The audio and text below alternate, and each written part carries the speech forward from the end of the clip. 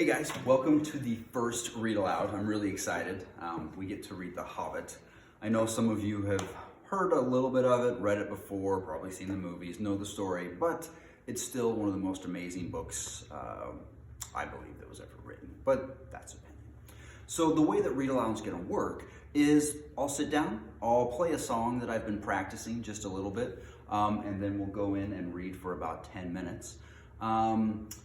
Other than that, just enjoy. This is a great time to do artwork. This is a great time to just relax and enjoy the story. This is what I've been working on recently. So let's see.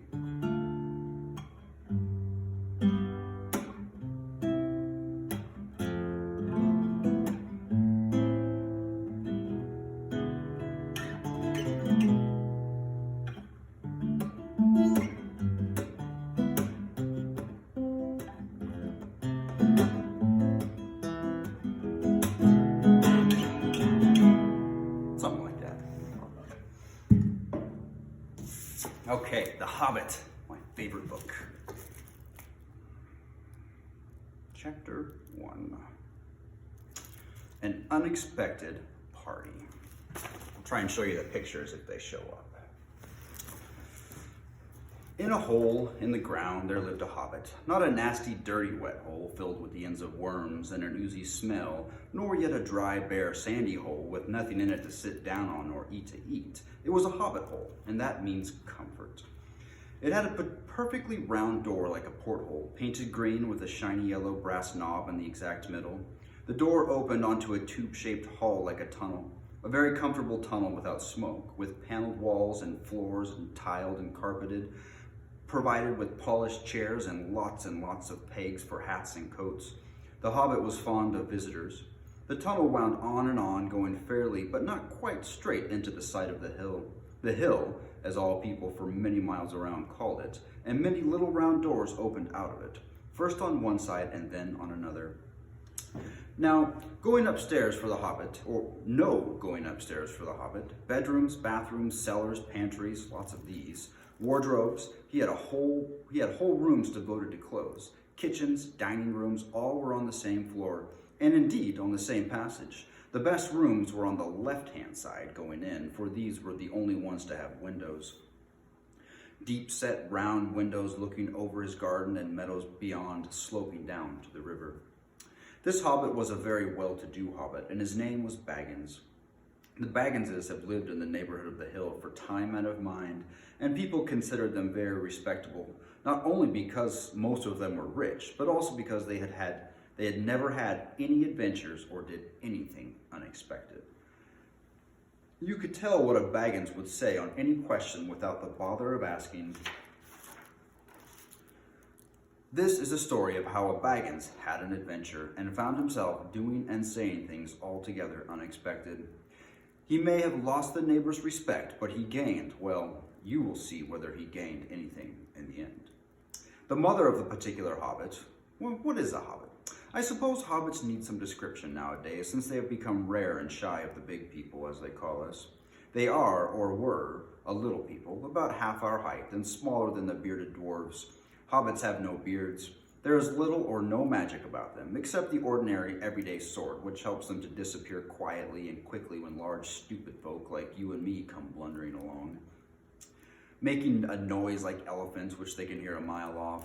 They are inclined to be fat in the stomach. They dress in bright colors, chiefly green and yellow, wear no shoes because their feet grow natural leather soles and thick brown warm hair like the stuff on their heads, which is curly, have long, clever brown fingers, good-natured faces, and a laugh deep, fruity laughs, especially after dinner, which they have twice a day when they can get it.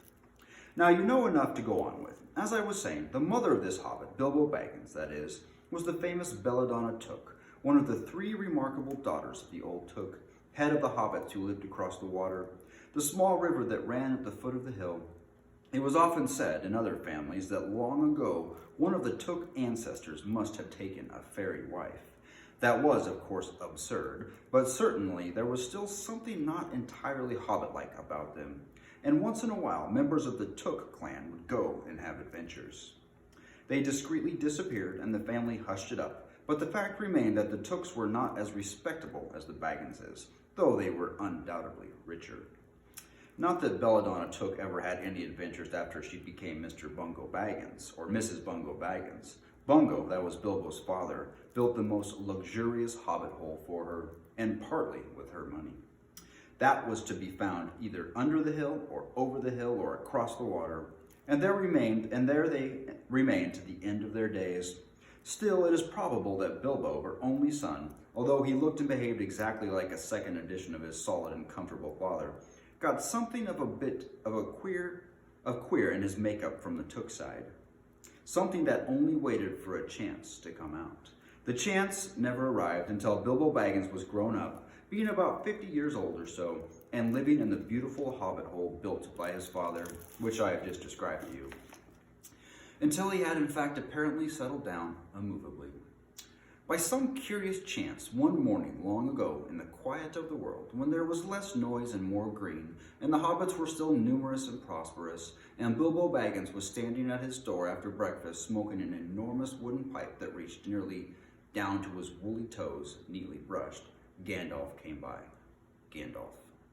If you have heard only a quarter of what I have heard about him, and I have only heard very little of all there is to hear, you would be prepared for any sort of remarkable tale. Tales and adventures sprouted up all over the place wherever he went, in the most extraordinary fashion. He had not been down that way under the hill for ages and ages, not since his friend the old Took died, in fact, and the hobbits had almost forgotten what he looked like. He had been away over the hill and across the water on business of his own since they were all small hobbit boys and hobbit girls. All that the unsuspecting Bilbo saw that morning was an old man with a staff. He had a pointed blue hat, a long gray cloak, a silver scarf over which his long white beard hung down below his waist, and immense black boots. "Good morning," said Bilbo, and he meant it. The sun was shining and the grass was very green, but Gandalf looked at him from under long bushy eyebrows that stuck out farther than the brim of his shady hat. "What do you mean?" he said. "Do you wish me good morning, or mean that it is a good morning whether I want it or not, or that you feel good this morning, or that it is a good morning to be good on?" "All of them at once," said Bilbo, "and a very fine morning for a pipe of tobacco out of doors, into the bargain. If you have a pipe about you, sit down and have a fill of mine. There's no hurry. We have all the day before us." Then Bilbo sat down on a seat by his door, crossed his leg, and blew out a beautiful gray ring of smoke that sailed up into the air without breaking and floating away over the hill. "Very pretty," said Gandalf, "but I have no time to blow smoke rings this morning. I am looking for someone to share in an adventure that I am arranging, and it is very difficult to find anyone." "I should think so in these parts. We are plain, quiet folk and have no use for adventures. Nasty, disturbing, uncomfortable things. Make you late for dinner. I can't think what anybody sees in them, said our Mr. Baggins, and struck one thumb between his braces and blew out an even bigger smoke ring.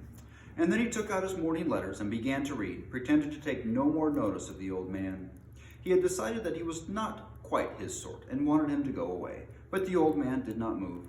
He stood leaning on his stick, gazing at the hobbit without saying anything, till Bilbo got quite uncomfortable and even a little cross. "Good morning," he said at last. "We don't want any adventures here, thank you. You might try over the hill or across the water." By this he meant that the conversation was at an end.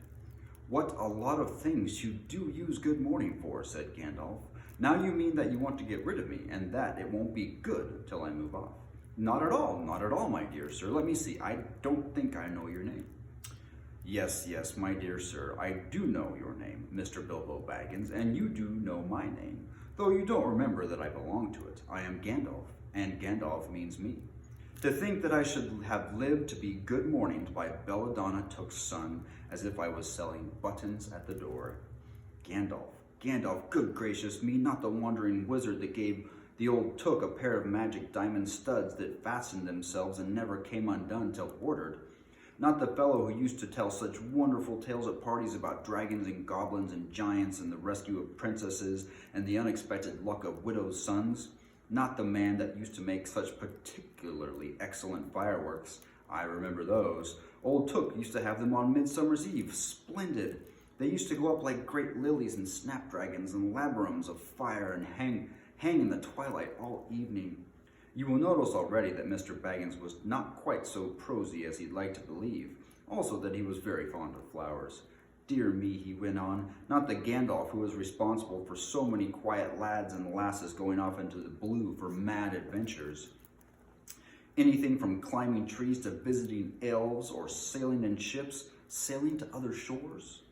Bless me, life used to be quiet you used to upset things badly in these parts once upon a time. I beg your pardon, but I had no idea you were still in the business.